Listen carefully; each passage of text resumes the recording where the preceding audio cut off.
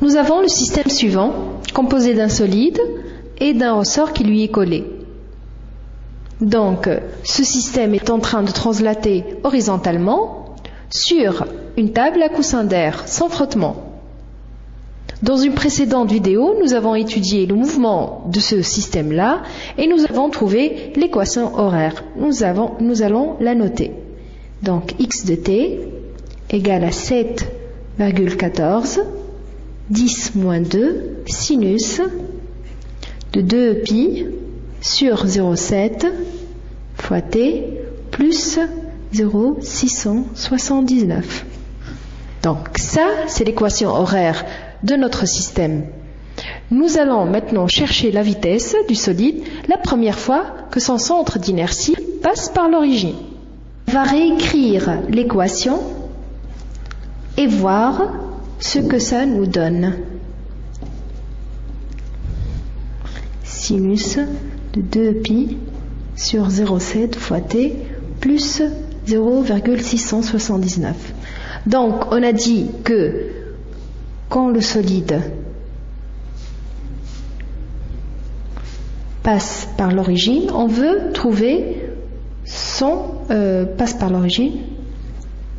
on veut trouver sa vitesse. Donc, quand il passe par l'origine, déjà, on peut savoir que x égale à 0. Donc, l'origine, elle a pour abscisse x égale à 0. Donc, nous avons x de t, alors, égale à 0. Ça nous donne cette égalité-là, cette équation-là, égale à 0.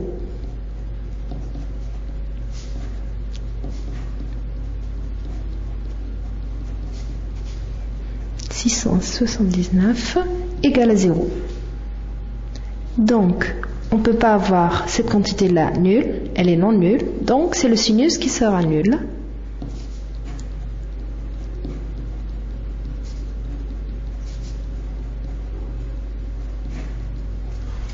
Donc, si le sinus est nul, ce qui est à l'intérieur du sinus va être égal à kpi.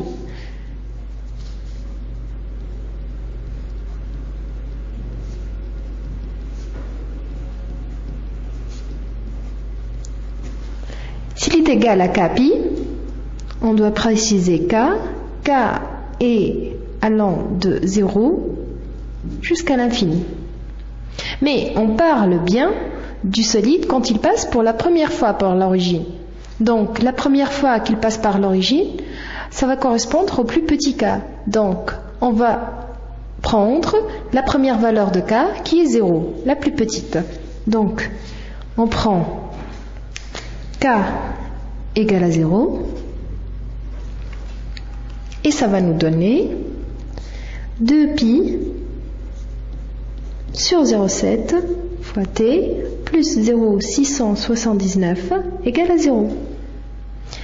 Mais ça va nous donner un t négatif, ce qui est impossible. Donc, le plus petit après le 0, c'est le 1. Donc, on va prendre le k égale à 1 et ça va nous donner 2pi sur 0,7 fois t plus 0,679 égale à pi. Et ça nous donne, quand on fait une application numérique, ça nous donne un t égale à 0,27 secondes. On va encadrer ce résultat.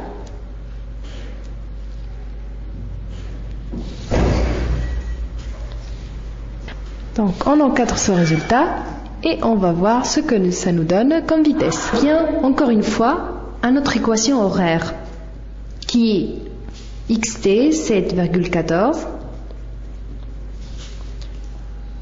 sinus 2pi sur 0,7 fois t plus 0,679.